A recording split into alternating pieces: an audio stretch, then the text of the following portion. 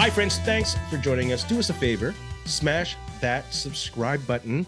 We've crossed 500, on our way to 1,000.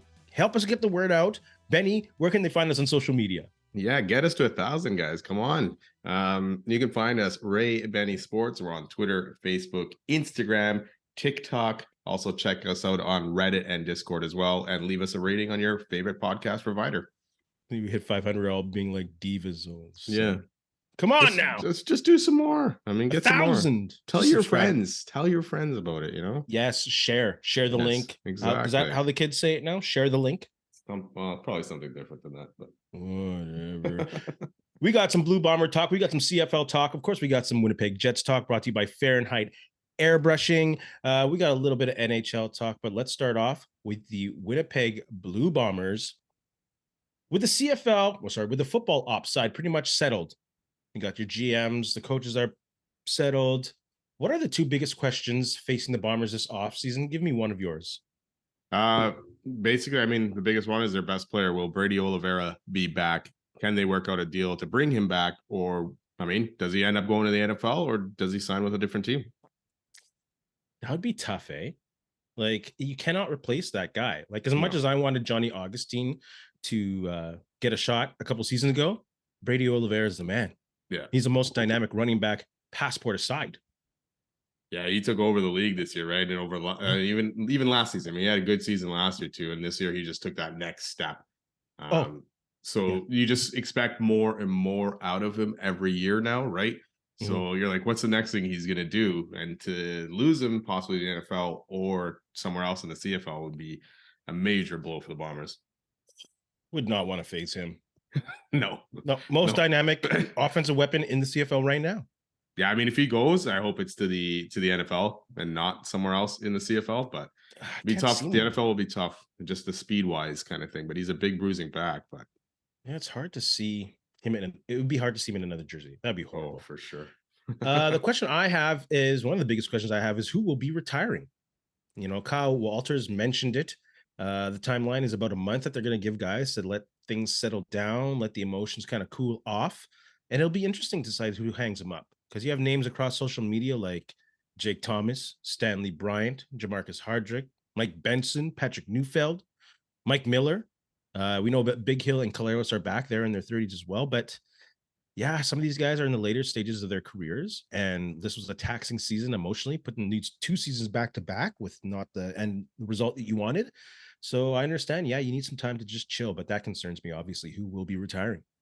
Yeah, and you got also Jackson Jeffcoat on that list as well. That kind of been on the fence for the last couple seasons. Like you say, losing 2 Grey Cups in a row will definitely sting with these guys, and especially the guys that were probably ready to retire if they won last year. They're probably, hey, I'm ready to win after we win this year. Look, I'll do it for sure. And now you're like going, oh my God, I can't step away because we didn't end up winning the last 2, right? So that's still stuck in their head as well. So yeah, it'll be interesting. I guess we'll find out probably in the next couple of weeks, really.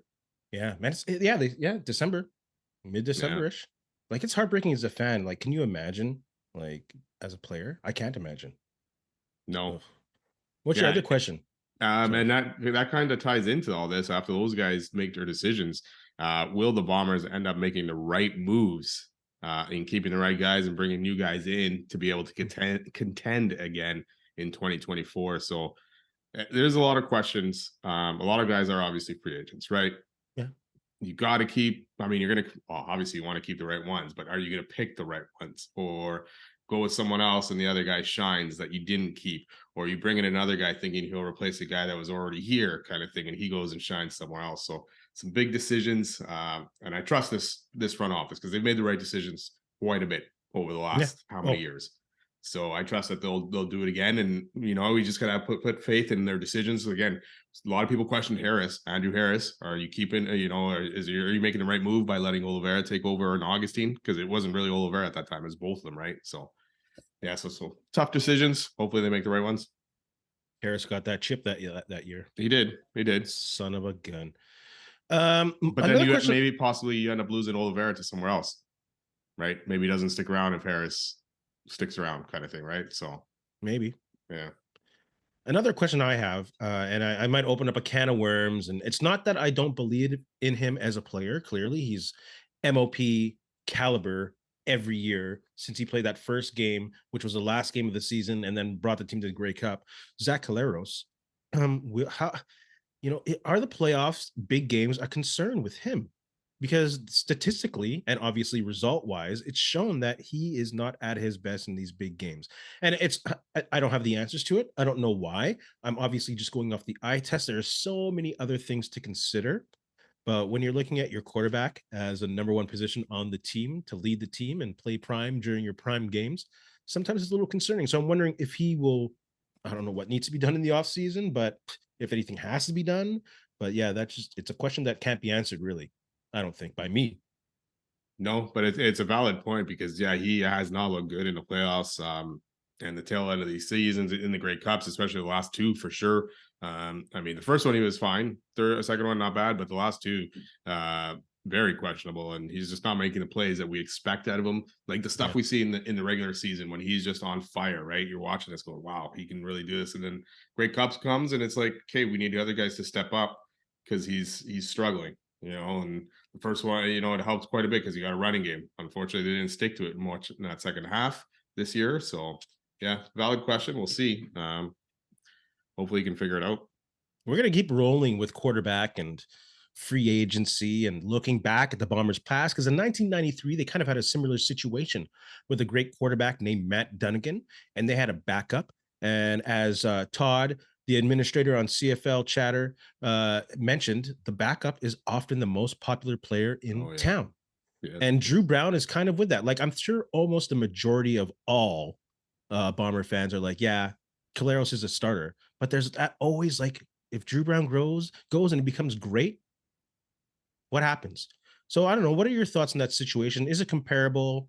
How do you see that shaken down? How does it apply to this situation? Yeah, I mean, we're not going to know for at least a few years whatever decision they make this year will be the right one or not. I mean, you could look back at that one back in '93 and not signing Danny Mac and letting him go.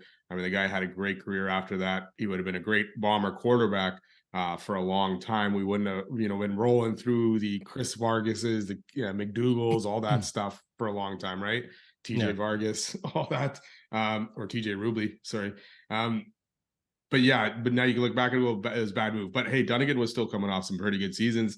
Was throwing still close to 4,000 yards. Yes, he was injury kind of prone at the time, but the Bombers had the same type of team back then. It was in win now mode, right? They Yeah. made two great cups. They lost them back then in the 90s. So it's kind of hard to trust a new guy in Danny Mac because you don't know what you're going to get with him yet. So I think it's same situation here. I think you got to stick with the vet in Collaros because you know what you're getting. You know the type of player you have. Yes, we can question him and his Grey Cup performances, Yeah. but you know that he's a player. He knows the league. He's been around for a long time, and you know with a win now team that the Bombers have that he's the right choice. Unless the Bombers were to blow this up, and go with a lot of rookies and see what they can do, then yeah, Dru Brown's the answer. But I think you got to stick with Zach Claros right now and hope for the best. Yeah, that's always like a tough decision. Like again, I don't maybe it's not a tough decision. It's really eerie because in that Grey Cup in 92, which I'll revisit, that the Bombers lost, Yeah, Dunnigan was pulled because he was yeah, being ineffective in the game. ineffective. Yeah, And Danny McManus got a shot. Obviously, he didn't bring the Bombers back because they lost that Grey Cup.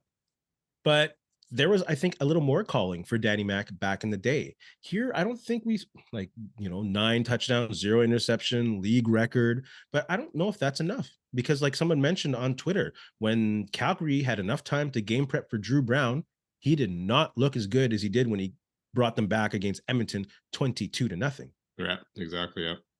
And on the other hand, there's folks online who are also saying, yeah, but look at the greatness of Wally Buono. He knew when to say goodbye, Doug Flutie, hello, Jeff Garcia, when they let Doug Flutie go. At the same time, though, Doug Flutie was injured, and that's why Jeff Garcia got the extended amount of play that he did. So it's a really tough decision. Yeah, and you were going to have to pay Doug Flutie a boatload, right, compared to what you were paying Garcia at that time. I mean, Flutie still went on to have a very solid career in Toronto and everything like that, right? So Yeah. I don't think he could have gone wrong there in the end. But yeah, like you say, he made the right choice in going, or not, or a good choice in going to Garcia. But yeah, I just you know what you have in Claros, you still don't know what you have in Brown, and the Bombers, they're head coach, the quarterback's coach, they've all seen Brown. They all know what he can do. And at this Yeah. point, they probably know, hey, is he going to be a bigger star in this league than Claros or not? And that'll help them base their decision. But Claros also signed for 2 more years, right? He signed a 3-year deal, right? So kind of tough to go away from that unless you're looking at trading him away, which, yeah, like you say, a lot of the fan base will probably revolt in that, and especially if it goes wrong, right? They But have go ahead. said, but in 5 years we might be going, I should have moved on, right? They So must have supreme confidence in Caleros being ready for Grey Cup at home. yeah. Oh Because yeah. no one can tell me they Can't can't not be be. thinking about the Grey Cup in Winnipeg when making these decisions as well. It's Yeah. not just for next year. It's like, how are we setting up for that big one at home? Like, I know Well, you don't want yeah. to look too far into the future, but that's got to be a little bit of a factor. Well, yeah, we're all excited for that, right? Because we don't want to see that first Bomber team to be having a poor season in 2025, right? We're hoping they all make that Grey Cup and we can kind of watch them at home and possibly Yeah. win the Grey Cup at home. So yeah, yeah. Well, I'm happy I'm not the GM. Yeah, a lot of tough choices this year. Not just QB, not just O line, anything. It's everything. It's everything. Speaking of Dru Brown, where is the best landing spot for Dru Brown? I have Hamilton. They have a great running game, great receiving back in James Butler, especially if they can solidify. Obviously, depends who else they sign, but in regards to their core, if they keep Revenberg and Van Ziel, and they have this QB whisper and Scott Milanovic, I definitely go with him over Bo Levi Mitchell because that also opens up a lot of cap space for a lot of other talent that you can bring in. So I think Hamilton would be a great place for Dru Brown to go. Yeah, yeah. It sounds like Bo Levi's done in Hamilton, anyways, right? Hamilton may have ended up liking enough out of Powell what they saw from him to keep him around, and they still got Shields possibly too, right? I think the quickest spot for him to start and have the starter spot no problem would be Ottawa. I don't know if that would be the best spot, but I'm going to go with Calgary actually, and him taking over for Jake Meyer in Calgary and having Dave Dickinson as his coach, who's been fantastic with quarterbacks and has been good for quarterbacks for pretty much everyone besides Jake Meyer's kind of career. I mean, even Meyer put up over 4,000 yards this year too. So Yeah. I think Calgary ends up being the best spot for Dru Brown. Wasn't Huffnagel the one who tutored BLM? Yeah, I guess he was mainly more there. Dave kind of kept it going, but you still got Huffnagel in there, right? So you still got Calgary's kind of the QB whisperer kind of team. So Not enough to whisper your homeboy right now. now they made a poor choice in Jake Mayer, I guess. Oof, Who knows? my goodness. Thoughts on Corey Mace being hired by the Saskatchewan Roughriders? It's fun to talk to Coach Phil about the Saskatchewan Roughriders and all those happening. So check out that interview just a few days ago. But what are your thoughts on Corey Mace being hired? Yeah, I like it. I mean, it's a good move. It's good to see a young Canadian coach getting a job in the CFL. Also, that they're not going finding some retread and just sticking to that. There are two options: Corey Mace and Buck Pierce. It's like, hey, fantastic. Get some young guys in there. Start to move this league around, and don't stick to the Chris Jones types guys where you're bringing just the same guy in over again. Yeah.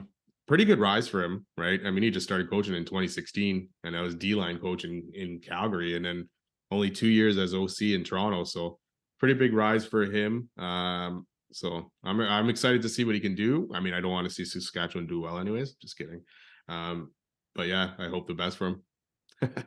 Yeah, it's obviously not obviously. There's so many factors in his success, but I think it's a great hire. I love seeing a young Canadian get another opportunity. Uh, it really does depend on who he brings for coordinators. I think he Yeah. does need to bring some experienced guys with him. I don't know if the offensive right now is Kelly Jeffrey. I don't think that would be a bad choice. He had a pretty good offense when Trevor Harris was in there. Like when you look at Mason Fine and Jake Dolegala, um, they're not very consistent. They clearly aren't the next ones. I've already put my vote in for that. But I think you have a competent quarterback. It shows that Kelly Jeffrey has a good offense. So I think it might be a good idea for Corey Mace to stick with Kelly Jeffrey. And for his D coordinator, I don't know, man. I don't want to see Jordan Younger go at all, and I don't think he'll go. But why not bring in what's his name from BC, Benavidez? Yeah. He's a successful defensive coordinator. It's a step up from special teams. Not saying that he's special teams is different, but even O'Shea says, "Oh, I got to leave the building early because I was dealing with special teams." So I don't know. I think having a veteran presence on both sides of the ball would really help him. But I'm cheering for him. Yeah, I agree with you there because you see a lot of these young coaches coming in, and now you're a head coach, and there's a lot more responsibility than you're used to. So having a guy that you can trust, as I know Mace's side of the ball is defense, so maybe having a guy that you could really trust as your OC that's been around for a little bit, knows more of the game, even like a Lapo type of guy. I'm not saying to hire Lapolis, but that experience that he can come in and make sure you don't have to worry about that side of the ball, right? You can worry about defense and you can worry about being a head coach. So Yeah. um, I thought that Mark Mueller was a candidate to Calgary's QB coach, but he decided to stay in Calgary. So that's an interesting choice by him not to become OC there. Yeah. It's very interesting what I saw. I looked at the Saskatchewan coaches staff list, and all the old coaches were there when Mace was hired. And after they took off, what's his name? And then today it's all blank. Yeah. So I don't know if he has like full control over who his staff is. Like, because there were some rumblings about Buck Pierce not going there and Lanovich not going there because they wouldn't give him full control of their staff. Maybe just going off of rumors. So I don't know. Interesting situation. We'll see who he brings on. Yeah, it could be the salary cap again, right? That's kind of keeping some guys around in Saskatchewan that he may not want, but he's going to have to Yeah. accept because hey, you can't fire one if they got a year or sorry, another year on that contract. You're paying someone to not be there afterwards when you really need Yeah. every single dollar spent on guys there. So Yeah, and I don't know if they're going to go for a full roster rehaul. Like if they are going no, for a rehaul, then maybe don't bring in Kelly Jeffrey. But if you're kind of going with the same guys on offense, why not keep Kelly Jeffrey in there? well, yeah, if I don't know. I mean, he had a good season for the most part with those receivers. You had 1,000-yard receivers there, right? Yeah, Yeah. So I mean, you fixed up that old line a little bit. You end up getting Trevor Harris back. You're right in the mix again, and that defense had its moments. absolutely. The one thing about that team was the discipline. They make a great play, but then take a stupid penalty, and it just negated everything. So Yeah, yeah, they got the pieces there. I mean, obviously they showed it, right? we'll They were in the see. mix. Yeah, until they lost 7 in a row. That's Yes. crazy. In the mix, and you lost 7 in Yeah. a row. Only in the CFL, Love the friends and neighbors. CFL. Love the Only in the CFL. CFL. CFL fans, put your thoughts below. Let's move on to some Winnipeg Jets talk brought to us, you, everyone, by Fahrenheit Airbrushing. Stand out on the ice, pavement, or the field with a custom airbrushed helmet or goalie mask. A local business, a local Manitoba business with affordable solutions for any project. Check out Fahrenheit Airbrushing on Facebook or call them at 204-891-7431. Tell them Ray and Benny sent you because they'll give them a deal. Maybe not a deal, but he's always a pretty wicked price compared to other places. So You don't even need deals when you go see this, brother. no, you're getting a deal anyways with the price. See, Fahrenheit Air, you can't lose. No, Can't lose. Quality product at a good price. Go check them out. Let's look at the Winnipeg Jets last week. Game recaps. They had Dallas, Edmonton, Chicago. Didn't the streak was over. A new streak started, and then a new streak started again. So let's talk about last week. Thoughts on what went wrong, what was good. yeah, well, let's start in Dallas. And really, the thing that went wrong was their power play in that one. 2-0 loss. So very close game. Dallas scored one late on a late 2-on-1 to put that game away. Ottinger was very good in that game. Jake Ottinger for Dallas, their goalie. But the biggest mark for the Jets was 2 5-on-3 power plays. Generated very little opportunity in that, and obviously did not score a goal on that. I Yeah, mean, when you get 1 5-on-3 power play, you should be hitting on it. You're getting two. You should be hitting on one of those two. But it was never any threat on either of those 5-on-3s at all that no, the Jets were going to score. They weren't moving Dallas guys the way. I don't even know how many shots they really got on those, but it wasn't very much. So, and then the funny thing is they were good 5-on-5. They were good. They played a great game. Couldn't solve Wattinger, but that power play hurt them. They should have been able to cash in on at least one of those and had a 1-1 game going into the third at least. Ottinger was crazy. He was, yeah. Shout out to him. Dallas came out pissed after losing to Calgary, like what, 7-3, 7-4. Yeah, giving up 5 straight, I think, to lose They that game. were intense, and you can feel that energy. Like the Jets outshot the Stars, they out hit them, they out power play chanced them, like you said, but Dallas just outplayed them. Like Dallas has the best penalty kill on the road. And you could see that. It wasn't that the Jets were just fumbling on their power play and fumbling on the 5-on-3s.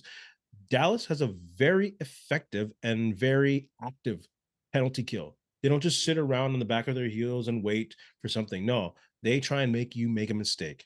So as much as a cliche as it is, Dallas just wanted it more. Yeah, the Jets couldn't get through. They couldn't solve it. Yeah, and 0 for 4 on the power play. And yeah, like you say, they outshot Dallas. So they had their opportunities in that, but yeah, Dallas just played. It was a Dallas type game, right? They Yeah. were like, we gave up 7 against Calgary. We're not doing that again here. And you knew they were only maybe giving up a goal or two in this game, and obviously they got the shutout, but it was a very solid defensive game for the most part by Dallas. This is weird how we started like a week ago with Rick Bowness going into Florida and shutting out Maurice. And then a Yeah, week later, Dallas comes into Winnipeg and shuts out Rick Bowness. in almost the same Just type of way. Yeah, just weird. Yeah. Just weird. And then the Jets got the Oilers team that is just starting to heat up after their major coaching shutout. Just two teams going in different directions. Yeah. Jets got their 3-game winning streak shut down, and the Oilers continued their 4-game winning streak. Yeah. And Hellebuyck was not bad. He was Oh, friggin' good, actually. yeah. But man, I think kind of those lineups mess with the consistency there. Everyone except the third line had some kind of lineup change, and you can see it took them a while to get their footing. Like they were in the game. The Oilers weren't running around with it or running away with it until that friggin' third. But I don't know. Yeah, Those lineup changes maybe affected them a little more. yeah, because you had Ehlers moving up to top line, so that means I follow bound to 2, and then Velarde coming in and playing his first game in 2 months or whatever it is. So Mhm. they did get outplayed in this game. Hellebuyck kept them in this game, made some solid saves. There was a lot of opportunities from right in front of the net that the Jets gave up in this. So defensively, they weren't great. Hellebuyck, besides that first goal, which I'm sure he probably wants back and probably was swearing in his mind about that he should have had. He kept them in this game, and then unfortunately the third, yeah, the wheels came off, and the Jets are just hanging on for dear life. I mean, Yeah. there's 17-8 the shots, right?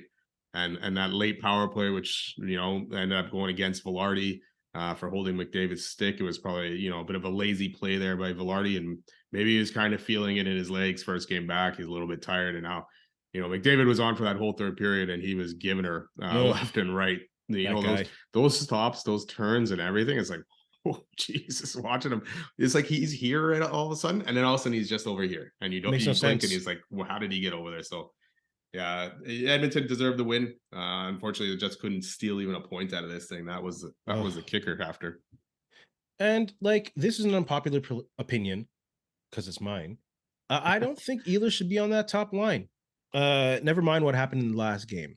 Because in that game, playing against a good top line, he had a horrible giveaway. He had 2 horrible giveaways in one sequence within our own zone. And Yeah, I just have a hard time still buying into Ehlers going one-on-one with top teams' number one lineups. I guess it would be their top left winger on a game-to-game basis. That's the only thing I'm not quite buying into yet. He's a spectacular playmaker, like we'll talk about probably against Chicago. He makes great plays, but I think with minutes wise and efficiency wise, I think that second line is where he goes. And I get it probably will happen as soon as Velarde's ready to go. yeah, I kind of agree. I mean, he gave some good opportunities for Kyle Connor to score in the last couple games.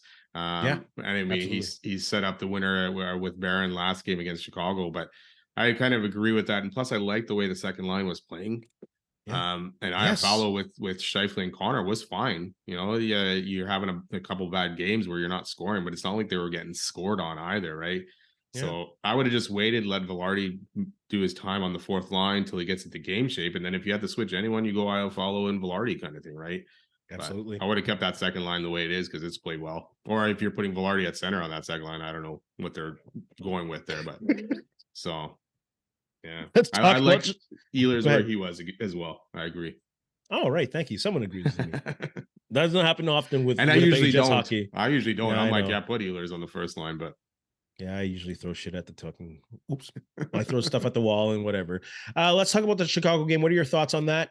yeah, I mean, Chicago. Yeah, I mean, Chicago doesn't have. Obviously they got Connor Bedard. He scored a goal in Winnipeg. Oof. But after that, it's pretty thin. So it almost looked like that type of game where the Jets and the Chicago goaltending kind of kept them in this for way too long. The Jets ended up winning 3-1, but they scored midway through the third to make it 3-1. So Yeah. Chicago's got a long way to go. Obviously, they lost Taylor Hall too, so you don't have a lot of talent and a lot of scoring power there. But good game for the Jets. They shut it down. Good game for Declan Chisholm, who got his first game of the Yes. season. Looked solid. Again, it's only Chicago, but yeah, it looked pretty good, and it's good to get him in that lineup. Yeah, we'll see how he plays against two tough teams next week, Yeah, starting we'll see if he tomorrow with gets it. Yeah, Carolina and Colorado. yeah, But yeah, they played obviously much better against a weaker team. yeah. Bedard was definitely worth the price of admission. Oh, Over for sure. 14,000 breaking that attendance, which is great. And he didn't disappoint. Even Coach Bonus was like, yo, this kid. Hellebuyck went 20 for 21, Yeah. 952, keeping that strong. But Soderstrom looked pretty good too Yeah. in the Chicago net. I He had to kept look them up in the who the heck it game. was. I was like, who is Yeah. this guy? And my favorite part of that game, or not favorite part, whatever, moment was when Perfetti tipped in that Sandberg shot. I was like, sick. I love goals like that, man. That's like style points right there. And So it's I two was all young over it. guys, right? Whose Yeah, future should be a long time in Winnipeg, and to watch those guys connect, it's like, yes, right on. that goal, I was like stink face. Yeah, it was awesome, man. Like, yeah. So that was a great game by them. But again, expected. Yeah, You got to win games like that. And even probably they should have been a little bit more dominant early in the game. that's what I'm saying. Physically, they should have been really manhandling Chicago, to be honest with you. Yeah, I mean, Chicago scored first, Bedard scored first early in that game too, and you're like, "Ooh, what's going on here?" Right? And Yeah, that game should have been over halfway through the second, kind of thing. At least maybe absolutely. not a blowout, but the Jets should have been comfortable enough that we didn't have to sweat thinking, "Ooh, Chicago might tie it in the third." Yeah, like if they did have Taylor Hall, like Yeah, who knows? star of the week. You know what? Obviously, Connor Hellebuyck was very good again last week. You could easily give it to him, but I'm going to give it to actually Cole Perfetti. Talking about him, not a lot of goals for the Jets last week. We've Yeah, got Kyle Connor, who hasn't scored now in 6 games. Scheifele scored against Chicago, but Cole Perfetti ended up the week with at least 2 goals in the games. Obviously, no one scored in Dallas. He's been very good on the power play. He's actually 4th in the team on points and now 2nd in goals. I was kind of shocked. I didn't know he passed. Didn't realize he passed Scheifele. So, and yeah, 1 goal away from 10. So I'm going to give it to Cole Perfetti for last week. very good.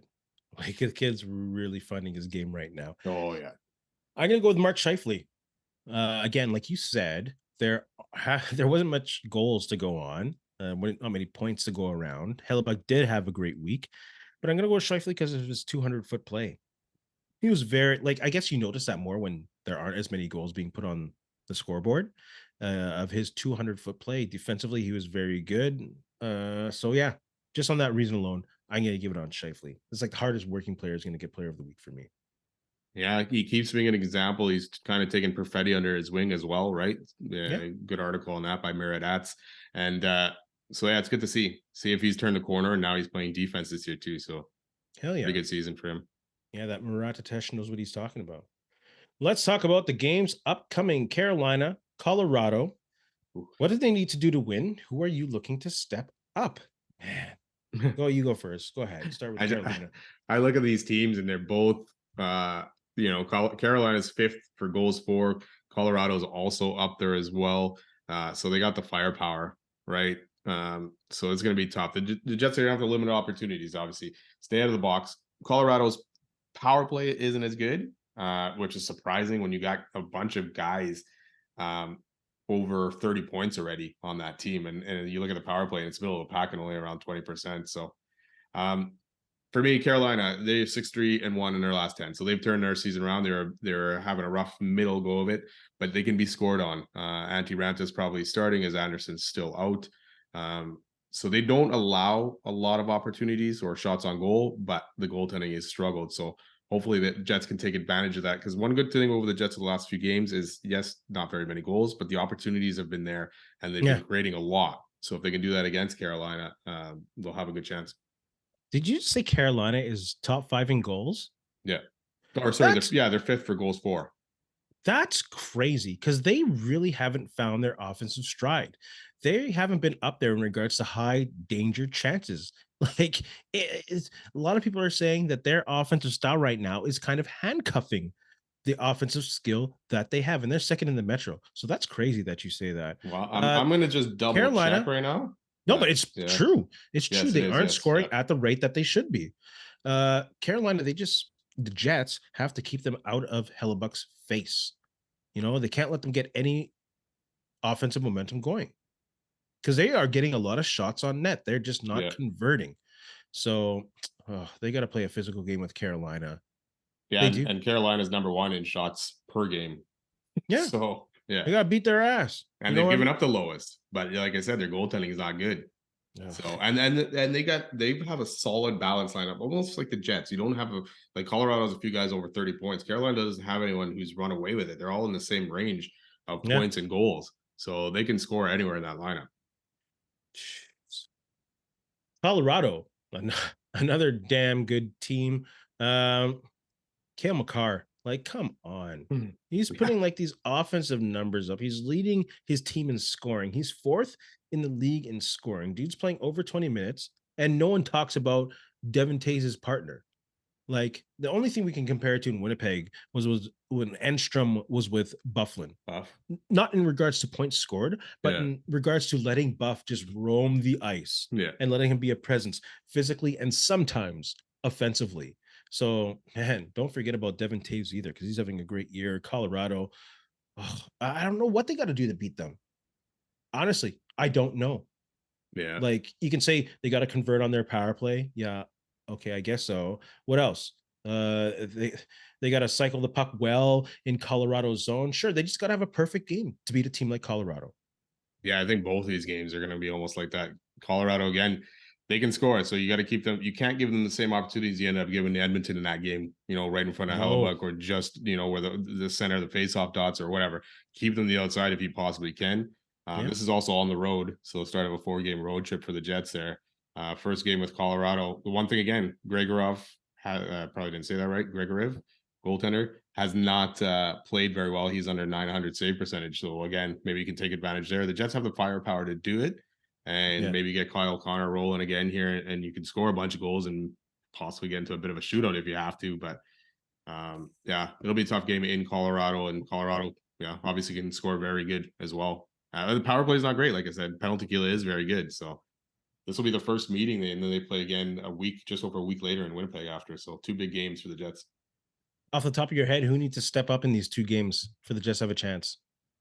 Can I take Hellebuyck? I'm going to take Hellebuyck off the table. Yeah, I'm going to go with Kyle Connor, just because he hasn't scored in 6 games. And he's gotten the opportunity. He's a bit snake bit, and once you get that recognized as, hey, you're the top in goal scorer, hey, you got a chance to win the Rocket Richard Trophy. Obviously, more pressure gets on his shoulders, so I don't know, that's kind of weighing him down. But we need him, and the Jets need him to get back on track, and pop a couple of goals in these next 2 games. I'm going to go with Josh Morrissey.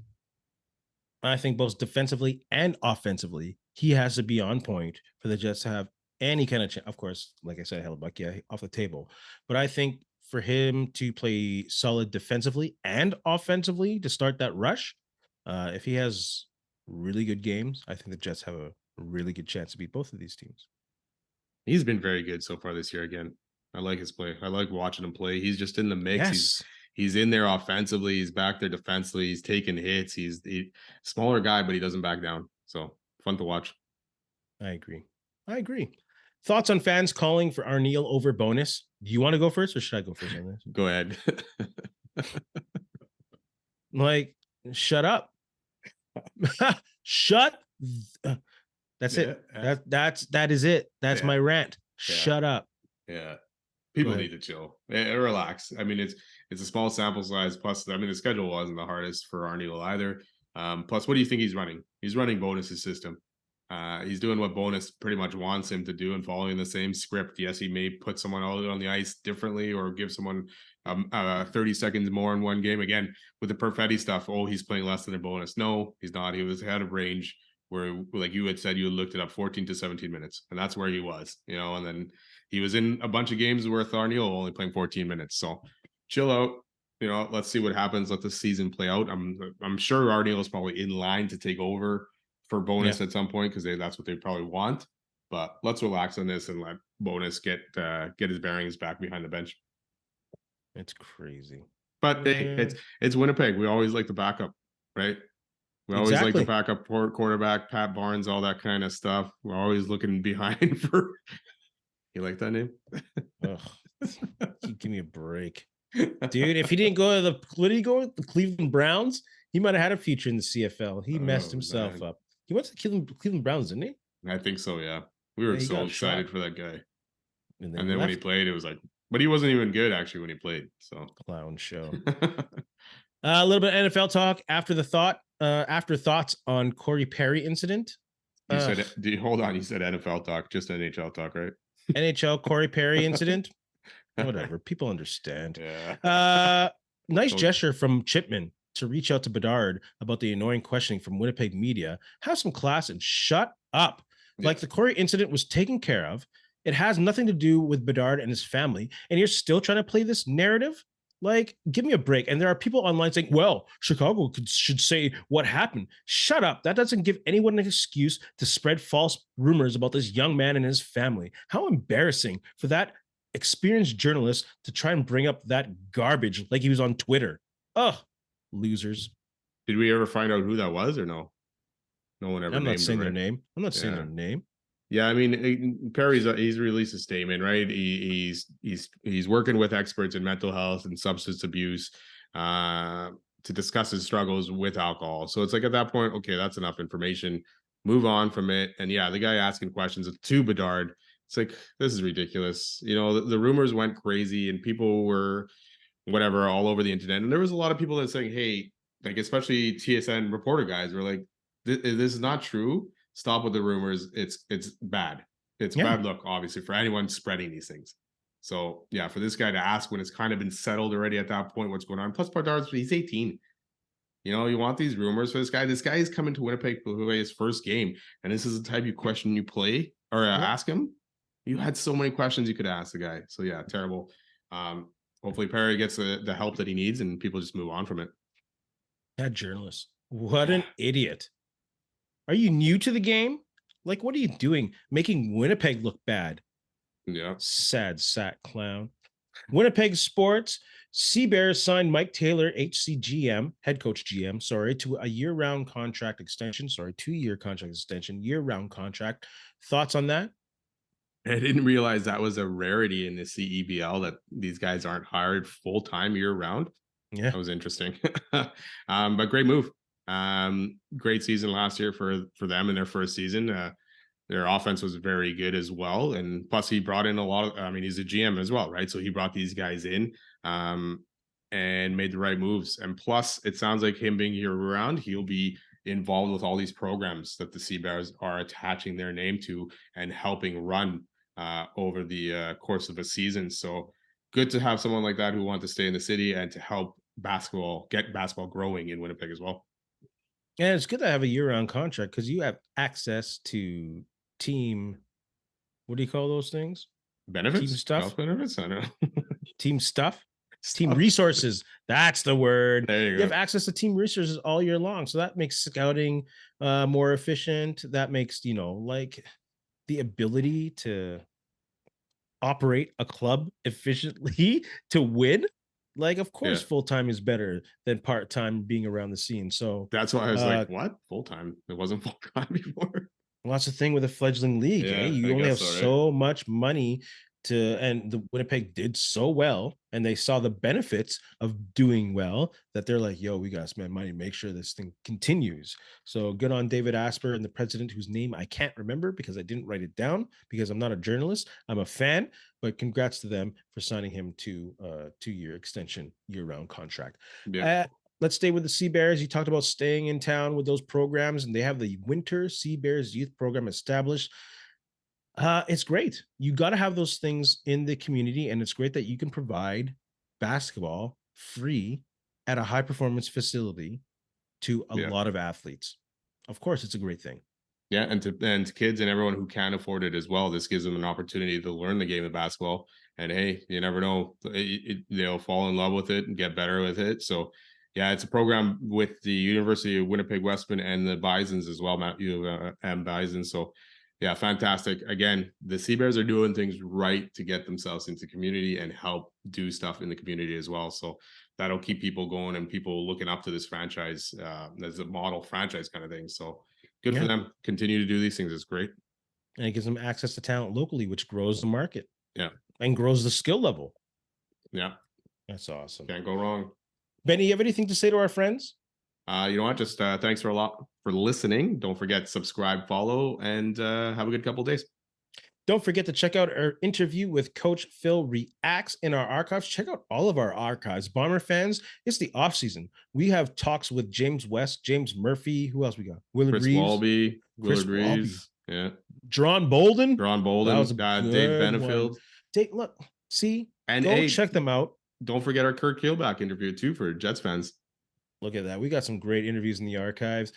We have some interviews coming up. So stay tuned. Follow us on YouTube. And in the famous words of LeVar Burton, we'll see you next time.